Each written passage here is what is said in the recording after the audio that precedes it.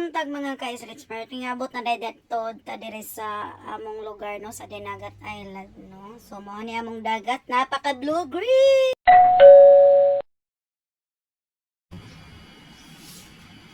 Hi YouTube, good morning. Hello guys, welcome back to our YouTube channel. So nakikita nyo guys dito sa gilid ko, ayan mag-i-impake na tayo.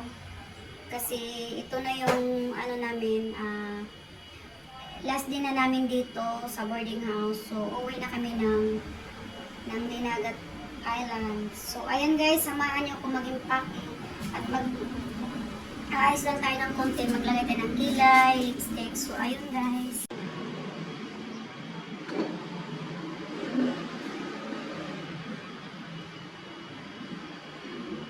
Kilay guys, kasi manipis yung kilay ko. Ayan. Kita nyo naman. Tapos, maglagay tayo ng lipstick. Start!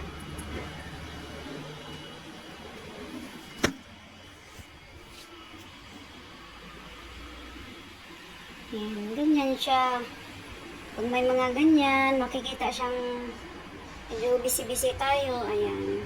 Ganyan siya. So, ayan, ito na guys. Ito na yung ating ilalagay natin sa maleta. Ayan. Hello! Hello, baby Jam Jam. So, ayun na yung nasimula natin guys. Ito. Tapos nung sa taas. So, ayun guys. Ayan, may mga unang pakain. Mga kilos pa tayo. At saka syempre yung foam. Ayan. Saka ito guys, yung dalawang kuhan. Ayan guys, ayan. Guys, ayan. So, samahan niyo ako guys. Ayan. May nakalagay din dito sa loob. So, ayan pagod yung alaga ko guys. So, ngayon guys, biyahe tayo papuntang Butuan, no? Mag-church muna tayo guys. Manghingi tayo ng basbas ni Lord before mag-touchdown sa Surigao. So, ayan yung naabutan kong mas guys. Nakaano na sila, mangumunyo na. So, dahil gusto kong maka-attend talaga ng homily. So, nakadalawang time ako nagsimba, nag-attend ng mass. So, ayan, after mass, nag-dinner na lang kami dito sa plaza, sa tapat lang din ng church, guys. So, ayan, kain tayo, guys. Good morning guys. Diyan ako sa terminal.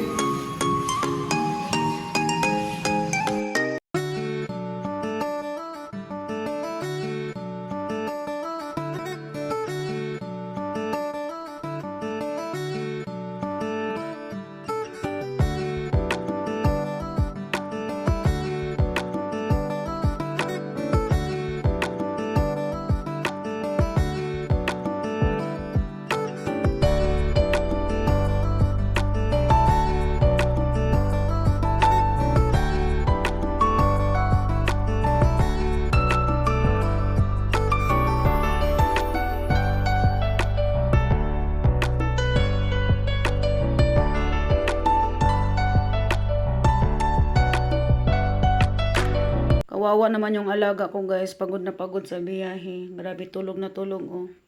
Kasi madaling araw pa kami, nasa terminal na kami ng Kabadbaran. Tapos travel papuntang Surigao. So, ayan, nasa port na din kami ng Surigao. So, ayan, sobrang pagod na pagod siya, guys. Grabe, kakaawa naman. Guys, abot na gano'n. May sa Tubahon din naga Thailand. Grabe, for so long. Grabe, for how many years nga.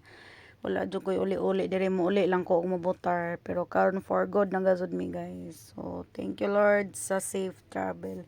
So, karon guys, mabiyahe na sad ko papunta sa Loreto, no? Sa Port of Loreto. Dito na ko ibabaga akong mga bagahe tanan kay. Dire guys, nara sila'y oras sa pagbaba sa mga pasahero. So, ang mga gamit na ho, dito na ibaba sa kuan sa Loreto. So, nisakay na sad kog balik sa ferry boat, no? Sa lancha.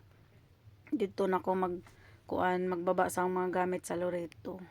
So, dili na siguro ko mani among eskwelahan, guys. Dili ko nag-eskwela high school. So, let's see guys kung makakuha kog video dito kay medyo busy-busy na kay daghang mga gamit.